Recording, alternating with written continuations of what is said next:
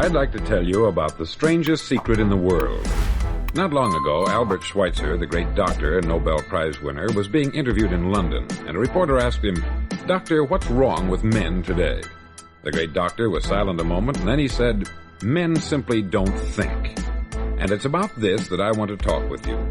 We live today in a golden age. This is an era that man has looked forward, dreamed of, and worked toward for thousands of years. But since it's here, we pretty well take it for granted.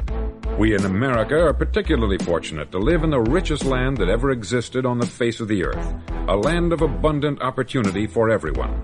But do you know what happens? Let's take 100 men who start even at the age of 25. Do you have any idea what will happen to those men by the time they're 65? These 100 men who all start even at the age of 25 believe they're going to be successful. If you asked any one of these men if he wanted to be a success, he'd tell you that he did. And you'd notice that he was eager toward life, that there was a certain sparkle to his eye, an erectness to his carriage, and life seemed like a pretty interesting adventure to him. But by the time they're 65, 1 will be rich, 4 will be financially independent, 5 will still be working, 54 will be broke. Now think a moment. Out of the 100, only 5 make the grade. Why do so many fail? What has happened to the sparkle that was there when they were 25? What's become of the dreams, the hopes, the plans? And why is there such a large disparity between what these men intended to do and what they actually accomplished? When we say about 5% achieve success, we have to define success. And here's the definition. Success is the progressive realization of a worthy ideal. If a man is working toward a predetermined goal and knows where he's going, that man is a success. If he's not doing that, he's a failure. Success is the progressive realization of a worthy ideal. Rollo May, the distinguished psychiatrist, wrote a wonderful book called Man's Search for Himself. And in this book he says, the opposite of courage in our society is not cowardice, it is conformity. And there you have the trouble today. It's conformity. People acting like everyone else, without knowing why, without knowing where they're going. Now think of it. In America right now, there are over 14 million people 65 years of age and over. And about 13 million of these 14 million are broke. They're dependent on someone else for life's necessities. Now we learn to read by the time we're 7. We learn to make a living by the time we're 25. Usually by that time we're not only making a living, we're supporting a family.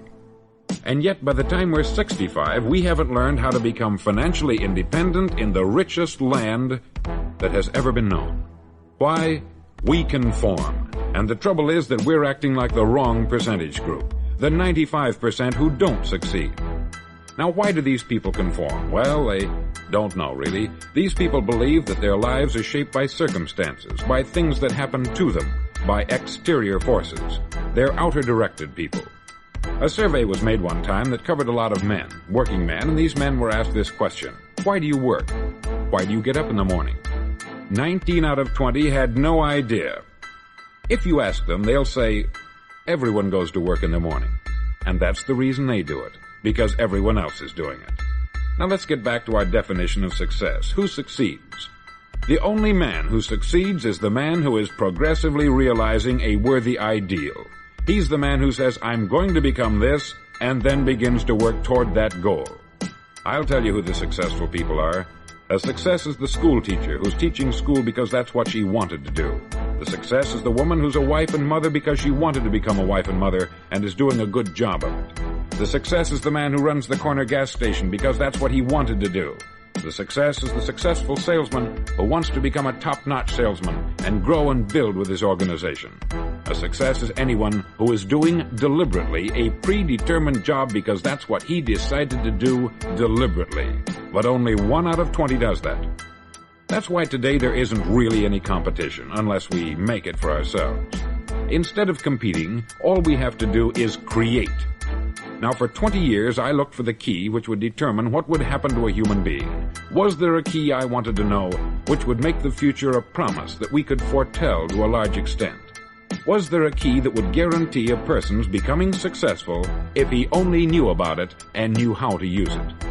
Well, there is such a key, and I've found it.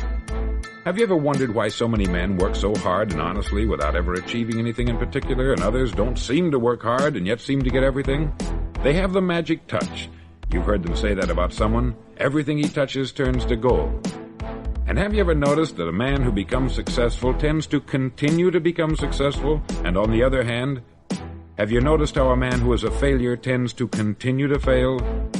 It's because of goals. Some of us have them, some don't. People with goals succeed because they know where they're going.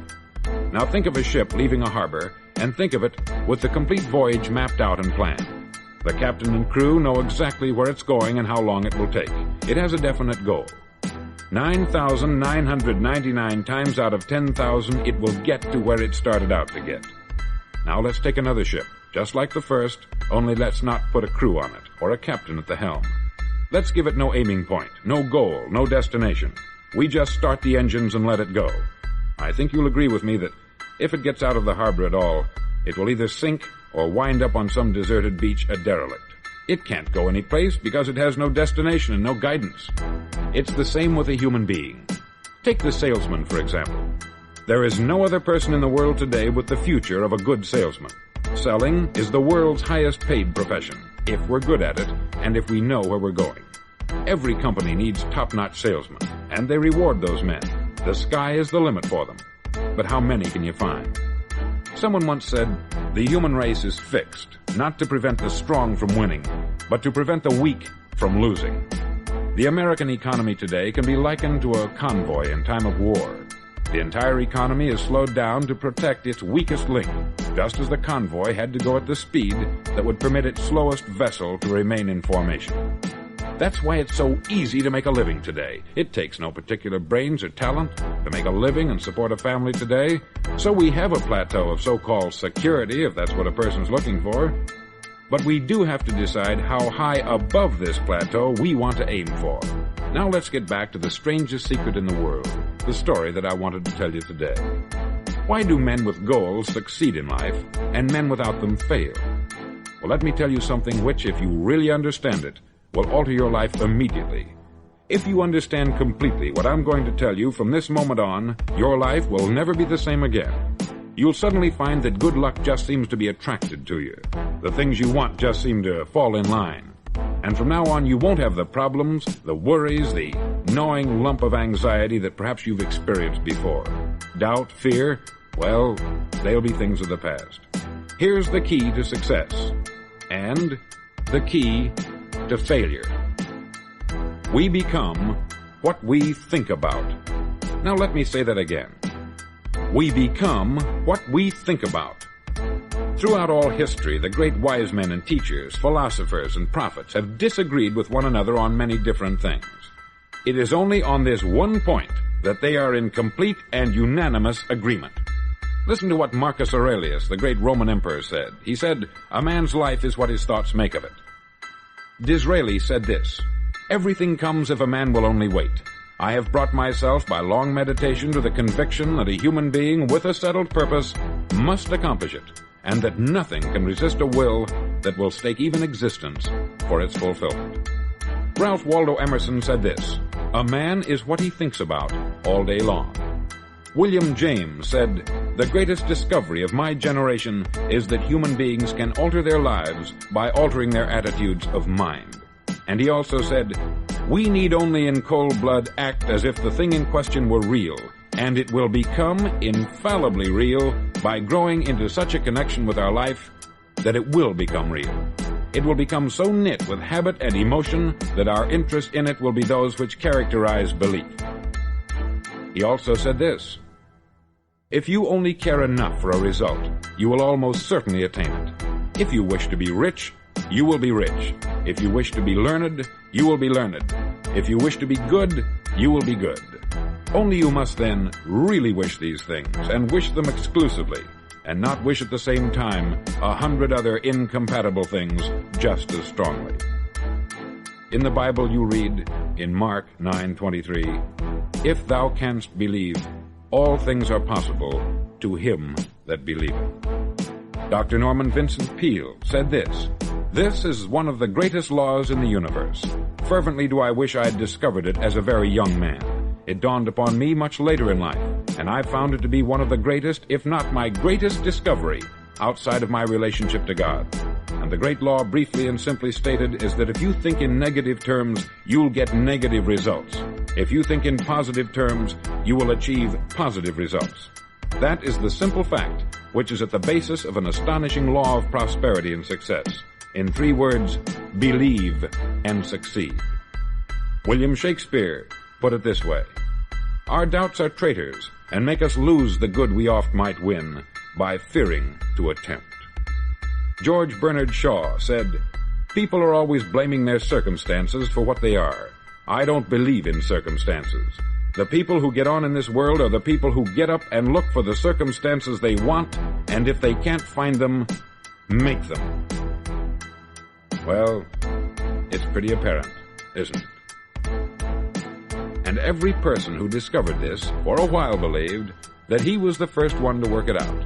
We become what we think about. Now, it stands to reason that a person who's thinking about a concrete and worthwhile goal is going to reach it, because that's what he's thinking about. And we become what we think about. Conversely, the man who has no goal, who doesn't know where he's going, and whose thoughts must therefore be thoughts of confusion and anxiety and fear and worry, becomes what he thinks about.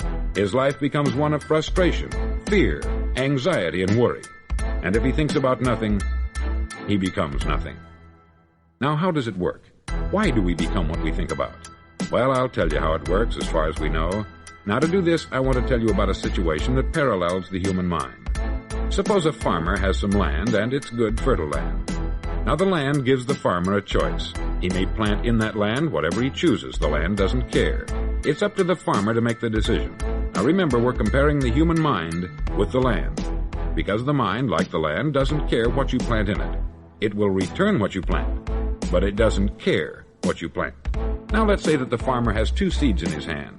One is a seed of corn, the other is nightshade, a deadly poison. He digs 2 little holes in the earth and he plants both seeds, one corn, the other nightshade.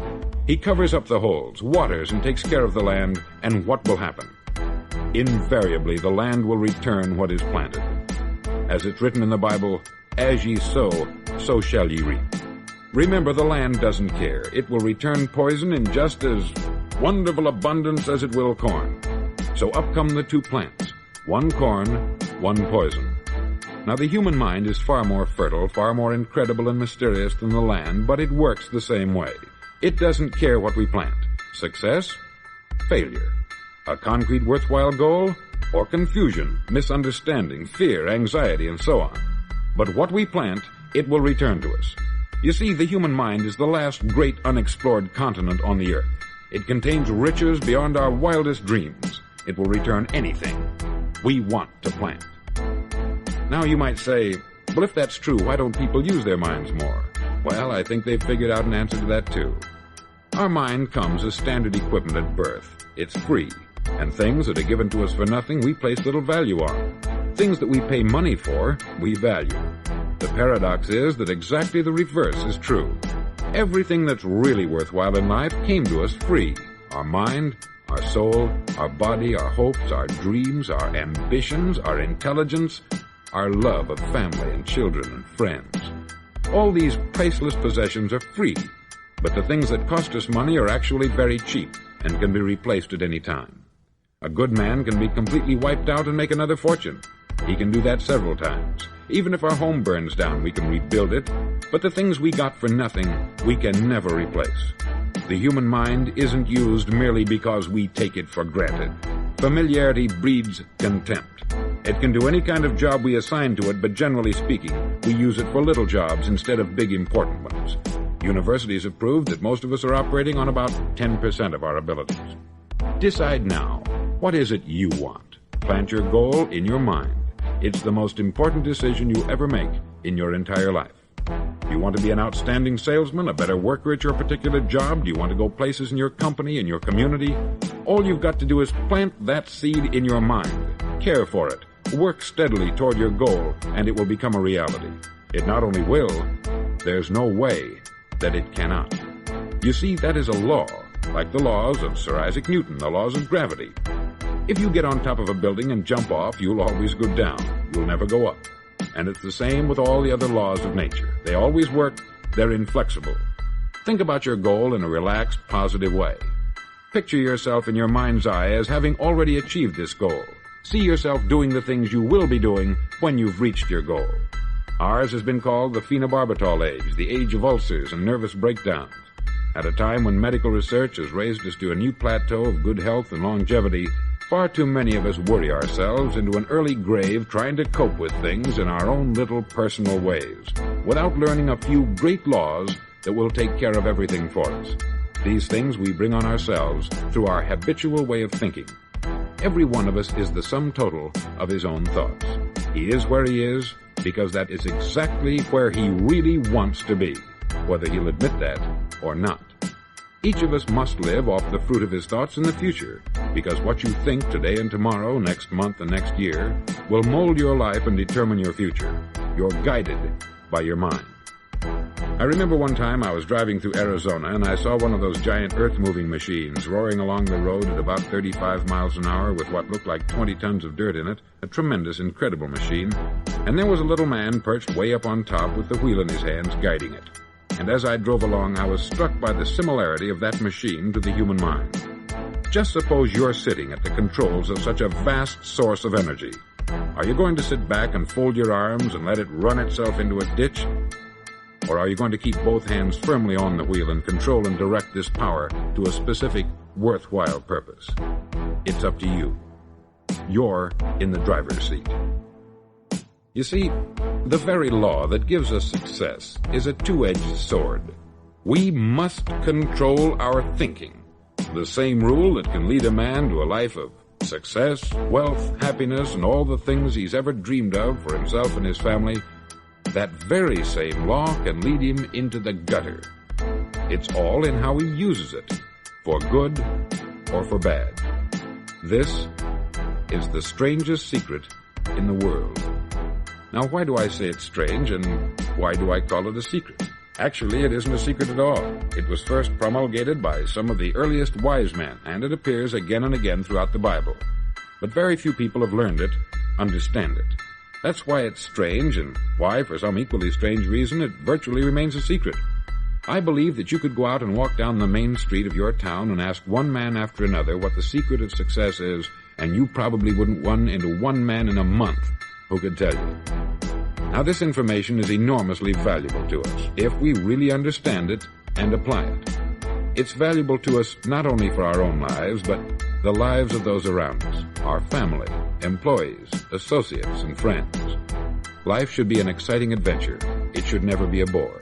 A man should live fully, be alive. He should be glad to get out of bed in the morning. He should be doing a job he likes to do because he does it well. One time I heard Grove Patterson make a speech, the editor-in-chief of the Toledo Daily Blade. And as he concluded his speech, he said something that I've never forgotten. He said something like this: "My years in the newspaper business have convinced me of several things. Among them, that people are basically good, and that we came from someplace, and we're going someplace. So we should make our time here an exciting adventure. The architect of the universe didn't build a stairway leading nowhere. And the greatest teacher of all, the carpenter from the plains of Galilee, gave us the secret time and time again. As ye believe, so shall it be done unto you." I've explained the strangest secret in the world and how it works. Now I want to explain how you can prove to yourself the enormous returns possible in your own life by putting this secret to a practical test. I want you to make a test that will last 30 days. Now, it isn't going to be easy. If you'll give it a good try, it will completely change your life for the better. Back in the 17th century, Sir Isaac Newton, the English mathematician and natural philosopher, gave us some natural laws of physics which apply as much to human beings as they do to the movement of bodies in the universe. Now, one of these laws is that for every action, there is an equal and opposite reaction. Simply stated, as it applies to you and me, it means we can achieve nothing without paying the price. The results of your 30-day experiment will be in direct proportion to the effort you put forth. To be a doctor, you must pay the price of long years of difficult study. To be successful in selling, and remember that each of us succeeds to the extent of his ability to sell. Selling our families on our ideas, selling education in schools, selling our children on the advantages of living the good and honest life, selling our associates and employees on the importance of being exceptional people.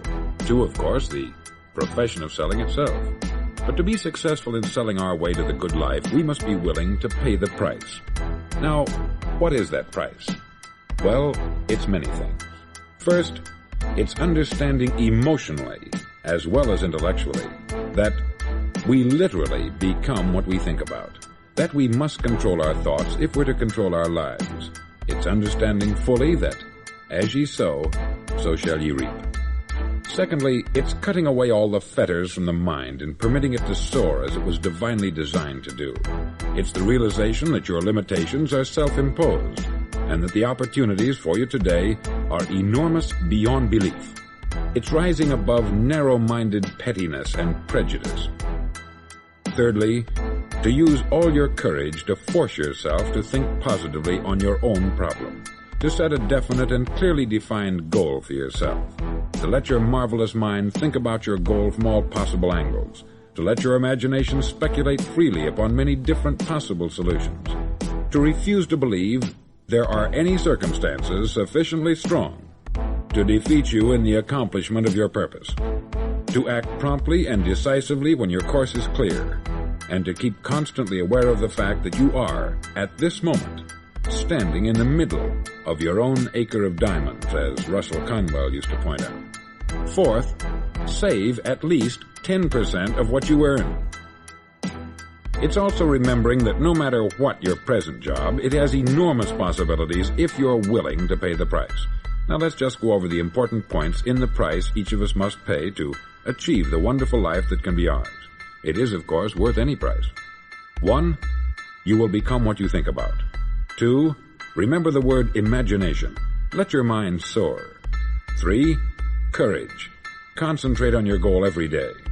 4, save 10% of what you earn. And action. Ideas are worthless unless we act on them. Now I'll try to outline the 30-day test I want you to make. Now keep in mind that you have nothing to lose by making this test, and everything you could possibly want to gain. There are 2 things that may be said of everyone. Each of us wants something, and each of us is afraid of something.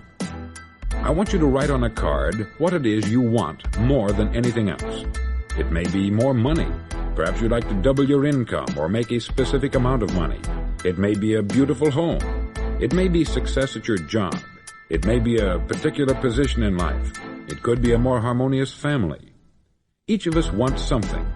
Write down on your card specifically what it is that you want. Make sure it's a single goal and clearly defined. You needn't show it to anyone, but carry it with you so that you can look at it several times a day.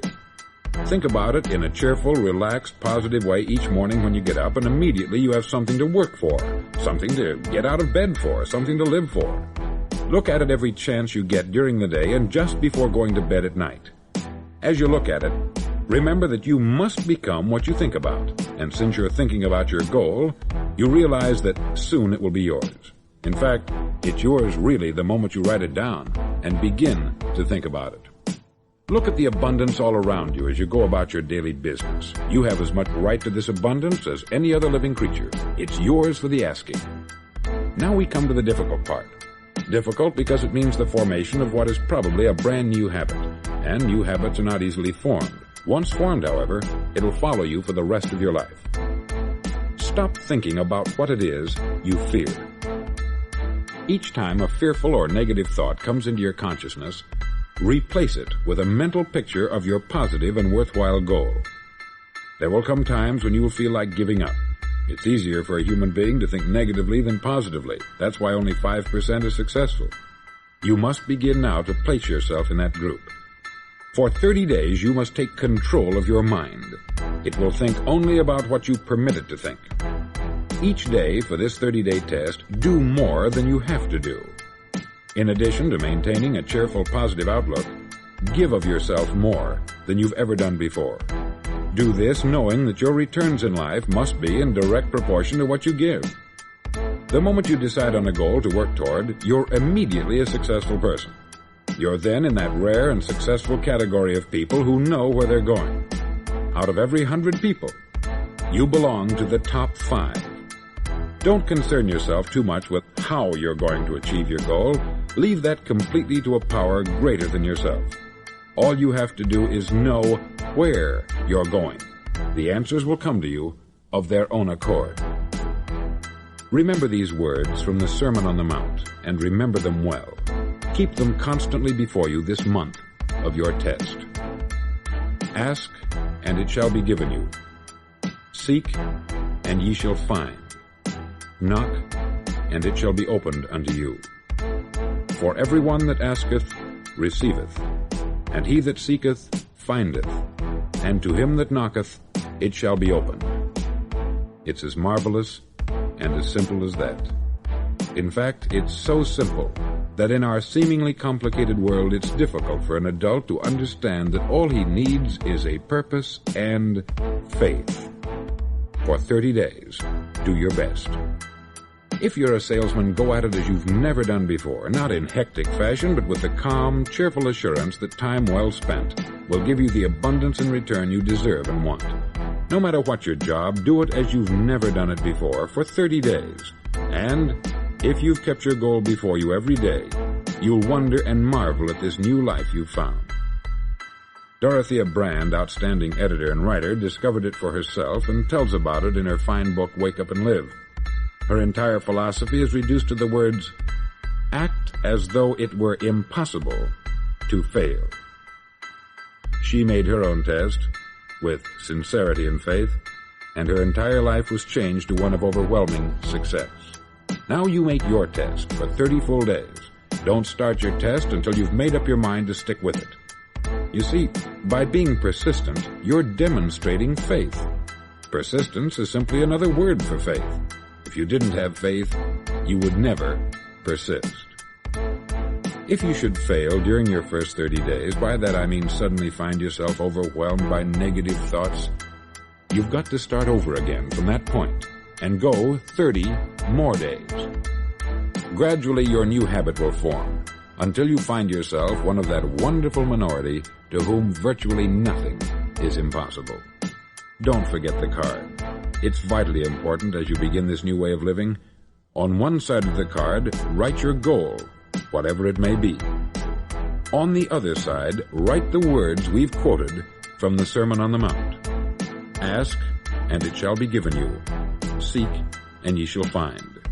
Knock, and it shall be opened unto you. Nothing great was ever accomplished without inspiration. See that during these crucial first 30 days, your own inspiration is kept at a peak. Above all, don't worry. Worry brings fear, and fear is crippling. The only thing that can cause you to worry during your test is trying to do it all yourself. Know that all you have to do is hold your goal before you. Everything else will take care of itself. Remember also to keep calm and cheerful. Don't let petty things annoy you, get you off course. Now, since making this test is difficult, some may say, well, why should I bother? Well, look at the alternative. No one wants to be a failure. No one really wants to be a mediocre individual. No one wants a life constantly filled with worry, fear, and frustration. Therefore, remember that you must reap that which you sow. If you sow negative thoughts, your life will be filled with negative things. If you sow positive thoughts, your life will be cheerful, successful, and positive. Now, gradually, you will have a tendency to forget what you've heard on this record. Play it often. Keep reminding yourself of what you must do to form this new habit. Gather your whole family about and listen to what's been said here at regular intervals. You know, most men will tell you that they want to make money without understanding the law. The only people who make money work in the mint. The rest of us must earn money. This is what causes those who keep looking for something for nothing or a free ride to fail in life. The only way to earn money is by providing people with services or products which are needed and useful. We exchange our product or service for the other man's money. Therefore, the law is that our financial return will be in direct proportion to our service. Success is not the result of making money. Making money is the result of success. And success is in direct proportion to our service. Most people have this law backwards. They believe that you're successful if you earn a lot of money. The truth is that you can only earn money after you're successful. It's like the story of the man who sat in front of the stove and said to it, "Give me heat, and then I'll add the wood." How many men and women do you know, or do you suppose there are today, who take the same attitude toward life? There are millions. We've got to put the fuel in before we can expect heat. Likewise, we've got to be of service first before we can expect money. Don't concern yourself with the money. Be of service. Build, work, dream, create. Do this, and you'll find there's no limit to the prosperity and abundance that will come to you. Prosperity is founded upon a law of mutual exchange. Any person who contributes to prosperity must prosper in turn himself. Sometimes the return will not come from those you serve, but it must come to you from someplace, for that is the law. For every action, there is an equal and opposite reaction. As you go daily through your 30-day test period, remember that your success will always be measured by the quality and quantity of service you render, and money is a yardstick for measuring this service. No man can get rich himself unless he enriches others. There are no exceptions to a law. You can drive down any street in America and from your car estimate the service that's being rendered by the people living on that street. Had you ever thought of this yardstick before? It's interesting. Some, like ministers and priests and other devoted people, measure their returns in the realm of the spiritual, but again, their returns are equal to their service. Once this law is fully understood, any thinking person can tell his own fortune. If he wants more, he must be of more service to those from whom he receives his return. If he wants less, he has only to reduce this service. This is the price you must pay for what you want. If you believe you can enrich yourself by deluding others, you can only end by deluding yourself. It may take some time, but just as surely as you breathe, you'll get back what you put out. Don't ever make the mistake of thinking you can avert this. It's impossible. The prisons and the streets where the lonely walk are filled with people who tried to make new laws just for themselves. We may avoid the laws of man, but there are greater laws that cannot be broken. An outstanding medical doctor recently pointed out 6 steps that will help you realize success. 1. Set yourself a definite goal. 2. Quit running yourself down. 3. Stop thinking of all the reasons why you cannot be successful, and instead think of all the reasons why you can. 4. Trace your attitudes back through your childhood and try to discover where you first got the idea you couldn't be a success, if that's the way you've been thinking. 5. Change the image you have of yourself by writing out a description of the person you would like to be. And 6. Act the part of the successful person you have decided to become. The doctor who wrote those words is a noted West Coast psychiatrist, David Harold Fink, M.D. Do what all experts since the dawn of recorded history have told you you must do. Pay the price by becoming the person you want to become. It's not nearly as difficult as living unsuccessfully. Make your 30-day test. Then repeat it. Then repeat it again. Each time it will become more a part of you until you'll wonder how you could ever have lived any other way. Live this new way, and the floodgates of abundance will open and pour over you more riches than you may have dreamed existed. Money? Yes, lots of it. But what's more important you'll have peace. You'll be in that wonderful minority who lead calm, cheerful, successful lives. Start today. You have nothing to lose, but you have a life to win.